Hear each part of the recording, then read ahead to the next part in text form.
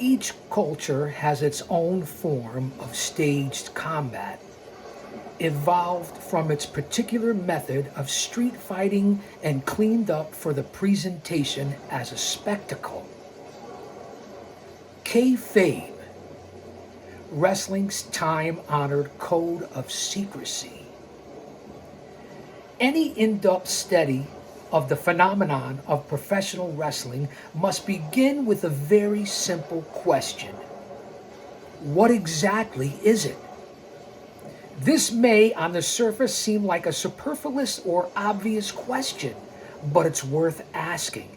Just what is professional wrestling anyway?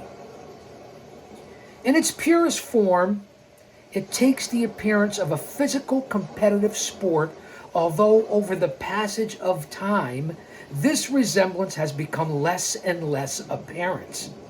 However, it's worth pointing out the single greatest paradox of them all. Professional wrestling is not, in fact, professional wrestling. That is to say, the very name of the endeavor itself is a euphemism designed to support the illusion. It simplifies and implies that professional wrestling is the pro counterpart of amateur wrestling, in the same way as in sports such as basketball, football, or boxing. But nothing could be further from the truth. Not only are professional wrestling and amateur wrestling two completely different and unrelated pursuits, but one of the greatest misconceptions perpetuated in the early days of the business was that the former grew out of the latter. The entertainment genre, known as professional wrestling, is in reality not a competitive sport in the mainstream sense at all, but a rehearsal and a choreographed, rehearsed performance presented for the diversion of its fans. This is not meant to denigrate the pursuit in any way. It remains to this day one of the most popular forms of entertainment on the entire planet, and requires, as we know, great athletic skill on the part of its participants, aka the boys, the girls, the talent. One could even argue that the athletic skills required are even greater than those required in some competitive sports, which I happen to agree with. Since the athletes must coordinate their performance, hello, McFly, is anybody home? In such a way they coordinate as to simulate combat without actually harming each other, although injuries are inevitably, let me say that 3 times fast, common, as we know in current day 2025. Flip, flop, fly, jump off the top of the building, set somebody on fire, and let's see who passes away in the ring first. And hopefully that doesn't happen, because you need to stay mentally, emotionally, physically, and spiritually fit. It's just that simple, especially in this day and age. The key word is simulation. At its core, pro wrestling is the simulation of one-on-one physical competition.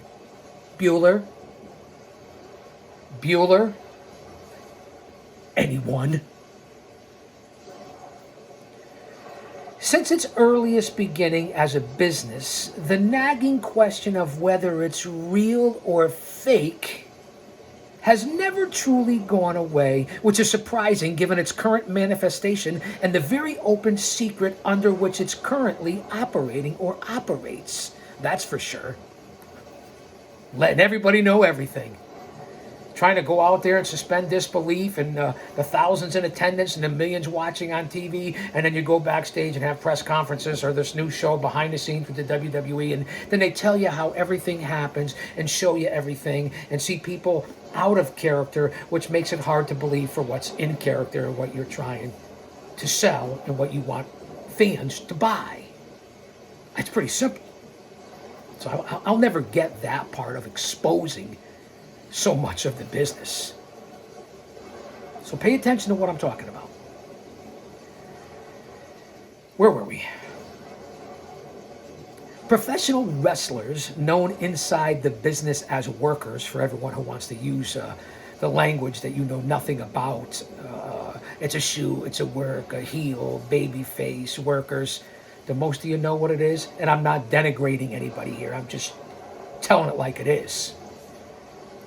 They're not literally wrestlers in the sense that they are not actually wrestling with one another in the ring. Rather, they're generating the illusion that they're wrestling, employing a time-honored and highly impressive form of performance art to create an entertainment spectacle that is difficult to compare to anything else. And let's remember about the workers. A lot of them have athletic backgrounds, whether it be college football, pro football, amateur wrestling, Olympic wrestling, martial arts, MMA, gymnastics, who knows? It's not for everybody. Don't try this at home. And that's a fact. And that's not just a PSA. Okay. I got to get my thoughts together here. So guys, bear with me. It's been a little while since we've been down in the bunker. Thank you all for being here. I really appreciate it. Chaos Corner on Guardian of Chaos, the YouTube channel. One man. Unique. Unedited. Unscripted. Raw dog for you, the fans. Shout out to my mods, Austin Nance. Your loyalty's unbelievable, and thanks for always being here, holding it down in the chat. OTS Tribal Queen, Jen, if you will, we're thinking about you. And if you see this, try to get in touch with one of us. Also, one of my mods, the OTS Tribal Queen. We're praying for you, kid. Let us know you're okay. And that's a shoe. As we're talking about the illusion and the performance art, and it's really difficult to compare to anything else. Ask any athlete that's tried to do this and step into the ring of our business. You know my 40-year journey, my 30-year in-ring career as a pro wrestling manager, 2 and 3 times a night, traveled this whole country. Class of 2019 New England Pro Wrestling Hall of Fame, class of 2020 Paradise Alley Pro Wrestling Hall of Fame. I mean, we're not here to talk about me, but a lot of you guys ask, so I make sure that in every show here, because this isn't a fucking podcast, it's a show, that I try to throw out my credentials, my journey. I wouldn't call it a career. Go read the description up in the bio on my channel here, and you'll understand exactly what I'm talking about and who I am and why I'm here and what I've accomplished throughout my life. I'm very proud of my service. Let me know what you do, what you've done. I like to hear from my fans. There's over 6,000 videos on this channel. 1.5 million views. I post consistently and constantly. So I really become a member. It's only $2.99 a month.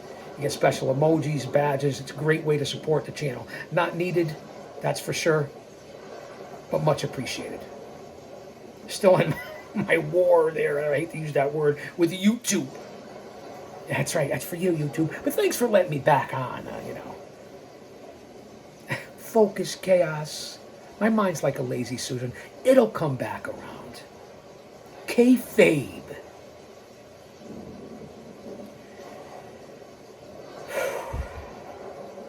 This is why the fan base question of who is the greatest wrestler of all time is futile at best. And one that misses the entire point when it comes to actual combat-style wrestling.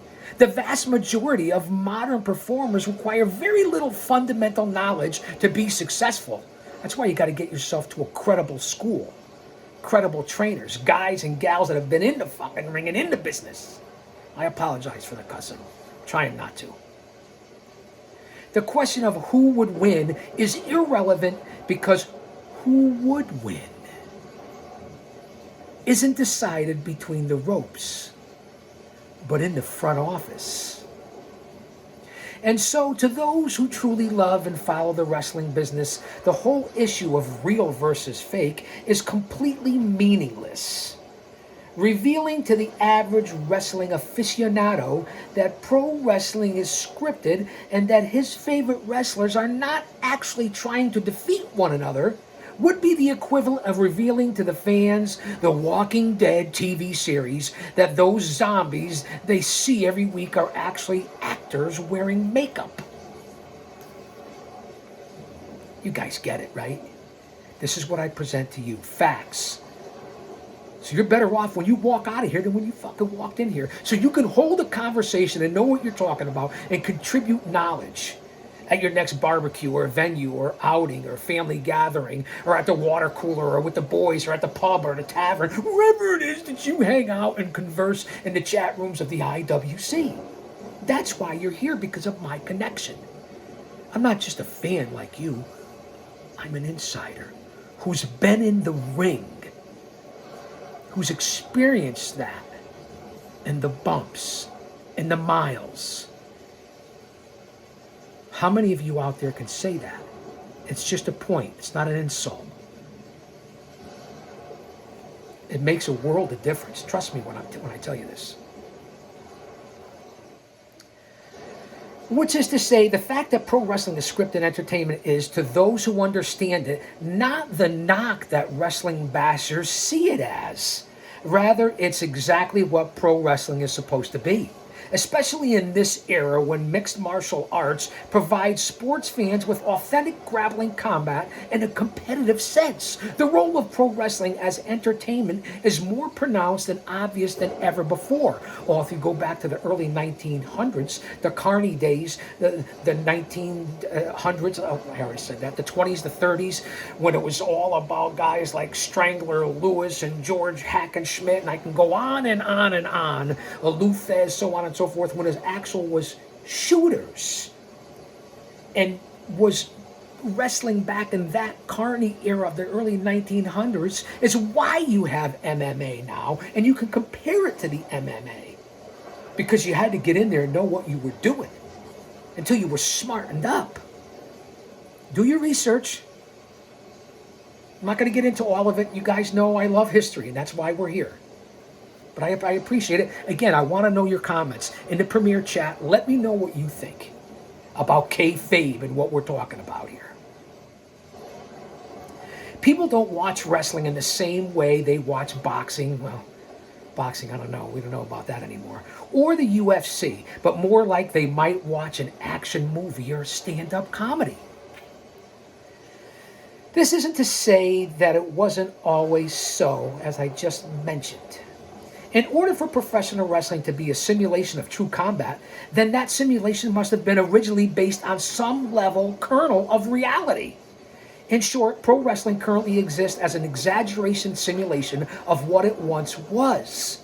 In a business based in deception and misinformation, one of the greatest bits of misinformation was the often stated claim that the pro wrestling business, developed out of the ancient wrestling tradition dating back to Roman and Greek times, which I just explained to you. Hello, McFly again. And even earlier, because it's not that way, promoters and well-intentioned historians often pointed to the practices of the Egyptians, the venerated Grecian champion Milo, and even the biblical tale of Jacob and the angel. I guess you could say the first ladder match. Nevertheless, despite such bold claims, the origins of professional wrestling business are not to be found there. Listen up now. Take out your notebooks. Write this down. School is in session. Class is in session. That's why I took attendance earlier. Bueller? This never gets old. Anyone? Make sure you sign in before you leave, or sign out before you leave. Tomato, tomato, potato, potato. Well, I don't know. Nostalgia just ain't what it used to be.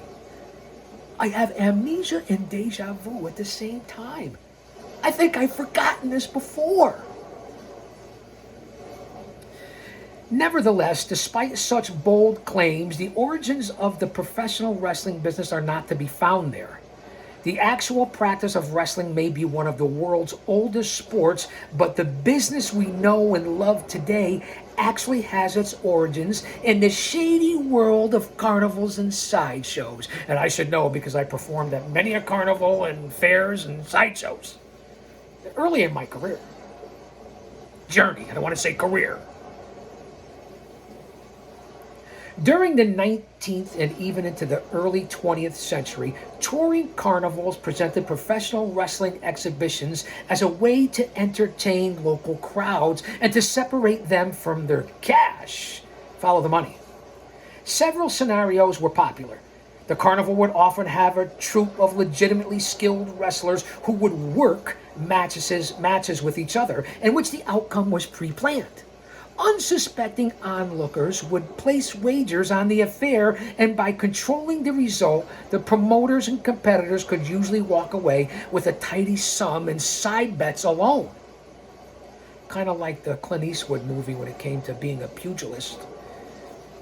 Every which way but loose, you turn me every which way but loose, which went on to the second act of Any Which Way You Can, Any Which Way You Can. Side bets, fighting the underground, back alleys, kind of like Kimbo Slice in current day, God rest his soul. So you guys get what we're talking about here and how this works, as I give you my own examples here. So it's all about the money. We know that. In some situations, these spectators, because sometimes the wrestlers would challenge spectators from the crowd. We know that, if you know your history. In some situations, these spectators were actually plants, often meant to make the challenging wrestler appear beatable. Sometimes the challenges made to the crowd were legitimate, which is why it was all important in those days that the wrestlers actually knew how to wrestle. Kind of like if you worked for Bill Watts, Cowboy Billy Watts, or Eddie Graham, Florida Territory, Mid-South, UWF. If you got your ass handed to you or got your ass kicked when you were out in a bar or clubs or in a street fight as a professional in this industry, our business, you were fired. You had to hold up the image and the reputation and then back it up if someone were to challenge you. It's just that simple. You had to be legitimate is what I'm fucking talking about. Again, apologize for the cussing. I throw it around way too much and I apologize for that. Wrestlers were expected to be straight shooters, or just shooters for short. An expression taken from the carnival practice of bending pellet guns so that the marks or naive spectators could be prevented from actually winning at the shooting games or as a straight shooter in the ring. Was a wrestler who could really take care of himself. A shooter. This is what you're learning here. A notch above the shooters, because there were different categories, were the hookers. Wrestlers who had been taught to hook their opponents in crippling ways, if necessary. These men were needed to ensure that the carnies always stayed a step ahead of the marks and never found themselves the victims of a double cross. Again, I hope your notebooks are out. You won't learn this every day. Maybe if you listen to Corny. This world of supreme con artistry and rigged athleticism is where the modern professional wrestling business was born and where its fundamental philosophy and purpose for existing took shape. The debate still rages as to whether professional wrestling was ever actually a competitive sport and to what degree it was ever really real. Some claim that it started out as a legit competition and was later transformed into a show. Others will tell you what it was always a show. And promoters have been canning and conning fans since the whole thing began. Given the hazy and often inscrutable nature of pro wrestling history, it's next to impossible to get to the bottom of it. Although you current day geeks think you know fucking everything. But the truth probably lies, no offense, but the truth probably lies, as it often does, somewhere in between. It's truly spectacle over sport. Let me kick back and relax, and I hope you guys are with me here. We're only 20 minutes in. Again, thank you, Brian Solomon. I appreciate it, the incredible author. This is what we're looking at, guys. You don't want to miss this book. You guys know I'm a big collector of the authors and books and guys that I'm in the business with or was in the business with. You can't go wrong with Brian Solomon. Irresistible Force is coming out in a couple of weeks, too, the story of Gorilla Monsoon. Solomon wrote the book about the original Sheik, Pro Wrestling Insider writer. Worked in the Titan Towers offices of WWE in the early 2000s. So I think he knows what the fuck he's talking about. And of course, Arcadian Vanguard, shut up and wrestle. Focus, Chaos. I don't know how long we're going to go here. Hopefully we'll get it in one part, but thanks for being here. It's safe to say that professional wrestling once involved a lot more actual competitive wrestling, and that a percentage of the matches presented were genuine contests. In the ensuing century and a half, that's changed dramatically, to the point that today the pretense is all but gone, and the business is presented as what it is, an athletic spectacle turned by its most prominent purveyor, Vincent Kennedy McMahon, as sports entertainment. Breaking more and more from its sporting origins as time goes by, what constituents pro wrestling has come to include increasingly outlandish stunts and outrageous characters, to the point that the resemblance to how it all started becomes more tenuous with each passing decade, and 2025 is a perfect example of what these companies and workers and talent are told to do or want to do, or think that they're at indie outlaw mud shows. Or listen, there's a time and a place for that, but that's not our industry, our business. It just isn't. Someone's going to get killed, someone's going to get hurt. Look at all the injuries in current day. Look at the exorbitant prices. Middle class, working families, low income, kids, older generations have been priced out. That's why they continue to get big gates and big shows and most receipts and are worth billions and billions of dollars for something that's predetermined, physical soap opera. Who knew? Independent pro wrestling is huge, just like the territory days, the backbone of this fucking industry, of this business. Where you can go with a family of 4, get tickets, maybe some merch and some snacks for $100. Think about that. Just throwing it out there. I don't want to get sidetracked. Pro wrestling has changed over the years for sure, says respected author and historian Greg Oliver. If you don't know who he is, don't go Google it. Use DuckDuckGo. It's a more private search engine, although Big Brother's watching everywhere, and that's about to change. But that's another story for another time, because we're all going through hard times. Surround yourself with like-minded people. Use your own discernment. Lean on your faith. And it's just not the product itself, it's society. How true is that? Think about it. We expect things to be quicker. We expect things to be more complex. There's no storytelling in 2025, and there hasn't been in the last decade or so. And there's so many more options for people, which is true, to watch. You have WWE, which is the mothership. You have AEW, TNA Impact, MLW, the NWA, Ring of Honor, New Japan, AAA, CMLL, GCW, House of Glory, Paradise Alley Pro Wrestling, Beyond Wrestling. I mean, there's more companies and territories than there was in the 70s and 80s, if you think about it. Saturation, wrestling's on, if you count a PLE or pay-per-view or streaming, because that's where we're going, is on almost 7 nights a week. At least 5 or 6. Think about that. Hours. You don't even have enough time to watch this stuff. But the numbers aren't there if you look back to the Monday Night Wars, rock and wrestling era, 70s, even back to the 50s and the advent of TV. The numbers just aren't there anymore, but the money certainly is, because people will pay for it.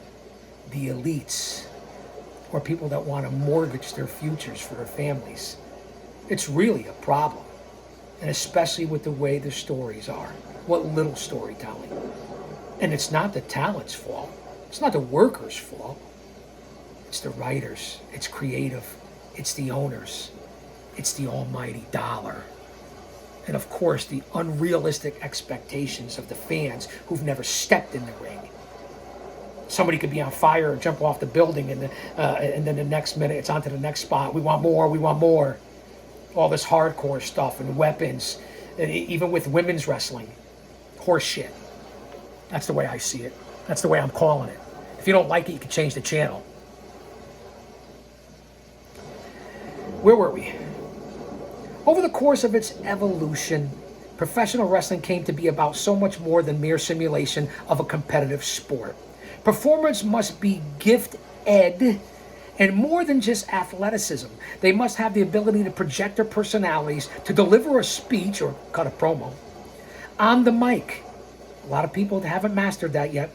A good wrestler is also a good actor, and charisma goes a long way.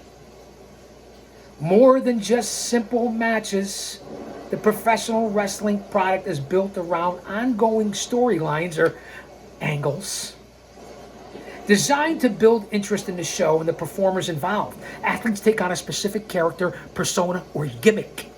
And again, all these words that you guys think you want to know and talk about. No offense, man. Which in surreal world of wrestling can often become conflated with their real life personas. To an extent, it has to be that way.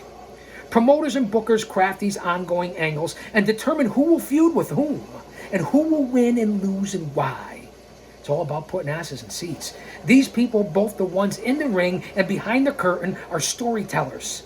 And pro wrestling, more than a pseudo-sport, a mere pseudo-sport, is nothing short of a broad form of theater. I've been saying that for 30 years. The way that half of Shakespeare's jokes were directly addressed to the rabble of the front rows, and the way that ancient Greek theater had players with these giant masks on so the guys in the 20th row could understand, that's something that wrestling has never lost, although I can't agree with that in current day. Internet wrestling pundit and author of the 2013 book Squared Circle, Life and Death of Pro Wrestling, David Shoemaker says, a good guy isn't a good guy unless the crowd's cheering for him.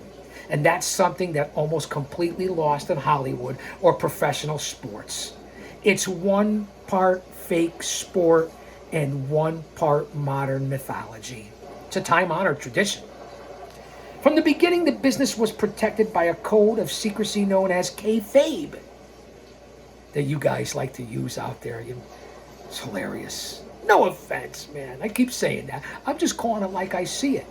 And those who it applies to, it's for you. And those who don't, it doesn't apply. Use your own discernment, as I always say. Thought by some to be a bastardization of the words, be fake, spoken backwards. You didn't know that. Think about it. Hello? The term started out as a catchword used by those within the business to warn each other to dummy up when our outsiders were present, so that the true nature of the business wouldn't be revealed, and that's what's ruined today's business. That's for sure, by revealing everything, pulling back the curtain. Back then, it was all important to those within the business that their paying audience believed that they were seeing what was up and up. Even in latter years, when the theaters of the show became obvious to all but naive and sheltered few, the theatrics, to a naive and sheltered few, being in the know. The practice of maintaining kayfabe remained of major importance. Nobody gets that today. The thinking was that the fans understood the true nature of what they were watching. The business would die. Yeah, it hasn't financially. And even later, when fans started to become more and more in on the act, the practice remained partly out of tradition and partly due to the recognition that willing suspension of disbelief, which is what it's all about, is a big part of what made wrestling work. That's why it isn't what it used to be, for sure. It was an unspoken agreement between the business and its fans. You present a product that is reasonably convincing and entertainingly believable and will happily play along. Didn't have to do that back in the day, but you understand what I'm talking about. For unlike other forms of entertainment, pro wrestling is unique in that it has traditionally worked hard to convince viewers that they are watching and what you're watching is real. Kayfabe became much more than a word. When I was growing up, I never thought kayfabe was that important. Little did we know. Because I thought people at the end of the day watched wrestling for entertainment. And I think Vince McMahon thought the same thing, says Dave Meltzer, Uncle Dave, creator of the iconic Wrestling Observer newsletter and the business's most prolific journalist. Maybe not so much anymore, Uncle Dave, huh? Before TV, maybe it was really important. Once you're getting an audience on TV, I don't think it's real versus fake was that big of a deal. It's the same thing as marketing a movie.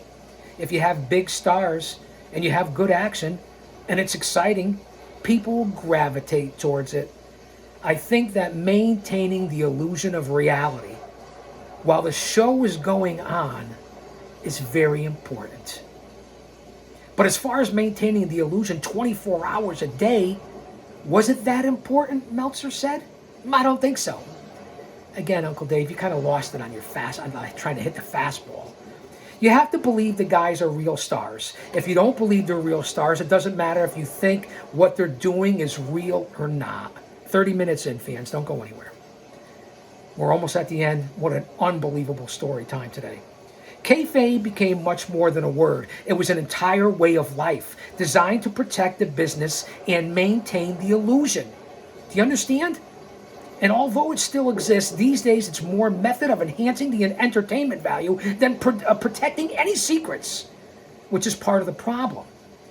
A combination of events, including Vince and Linda McMahon's 1989 legal declaration that wrestling was not a sport, and in order to avoid taxation by the state athletic commissions, let's be honest.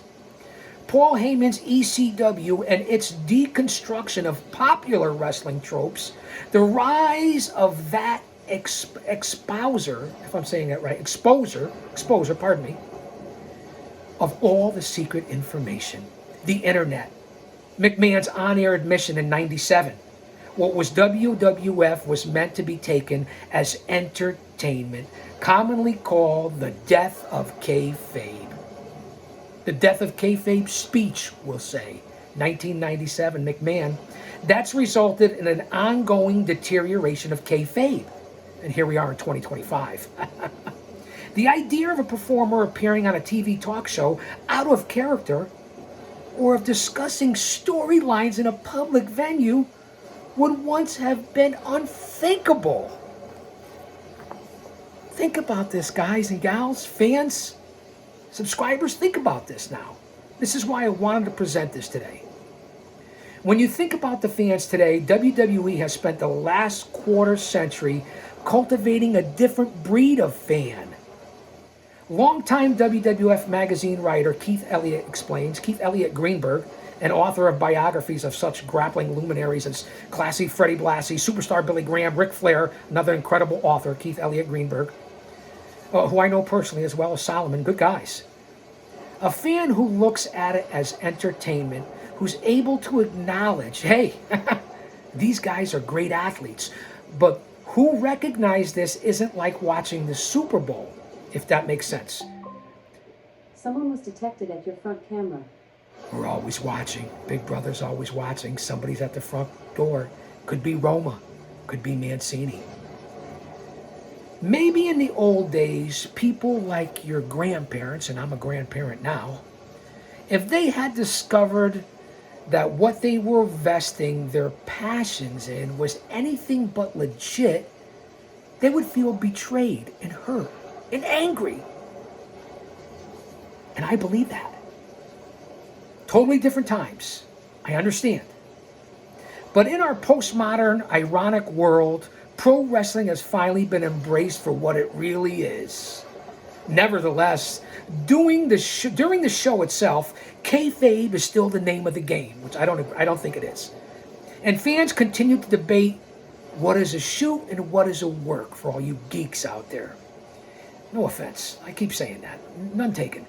Even after a century and a half, and despite kayfabe's current status as an open secret, the carnies continue to find ways to work the marks, and the marks continue to enjoy every minute of it. Isn't that the truth to an extent? Someone was detected at your garden. Somebody's in the garden now? There's a lot going on here at the Ponderosa. To wrap this up, and again, thanks for being here for the whole show. I really appreciate it. In order to properly keep things from their intended marks, carnival workers, carnies, long ago came up with their own code, a form of communication, usually known as carny, but sometimes as kiazarn, if you understand what I'm talking about. Fishiznit. It survives in large part today thanks to the wrestling business, which grew out of the carnival circuit. And I don't think it survived today because I don't think current workers and talent and writers and creators and promoters and owners give a damn, and especially the fans. You have no concept. It's just the truth, and I don't blame the talent. To an extent, maybe. Similar in some respect to other forms such as Pig Latin, speaking carny involves twisting words in certain ways as to obscure their meaning to the uninitiated. Say that 3 times fast. To the uninitiated, specifically one inserts an is sound prior to every syllable. A variant form instead calls for the insertion of an iaz. Is iaz. Get it? I'm kind of giving away the business right now, but what can I expose that hasn't been already exposed over the last 20 or 30 years? All on video and audio on the same day. The GOC. That's me. I hope you're still with me. For example, if one wanted to say, watch out for this mark, in carny that would sound something like, Wizach is out, Fizzor, this is Mark. Hello? McFly, I'll say it again. Is anybody home? Take out your notebooks. Wizat is out, Fizzor, this is Mizark. I said a skinhead, a widow. No, too much? Too early? Too soon? I've had a lot of fun doing this today. Thanks for being here. When spoken quickly and fluently, it's usually impenetrable to those not in the know. Trust me, I know. And you know that I know. And now I know that you know that I know. Traditionally, carny might be used among performers and referees in the ring. For example, in order to prevent ringside fans from catching on to what was being said regarding the performance of the match or any other guarded topic. Although it's somewhat fallen out of favor for sure, this pseudo-language, sometimes called Izzy by linguists, not to be confused with cunnilinguist. What would I say? It's still used and has even made its way to popular culture through its adaptation and adoption by the hip-hop culture, and I disagree with that as well. Because we know what that culture has turned out to be. A lot of it good, but a lot of it has turned out to be very evil, as we now well know. And I've been saying that for 20 years. I'm not talking about the early days in the 70s and the 80s.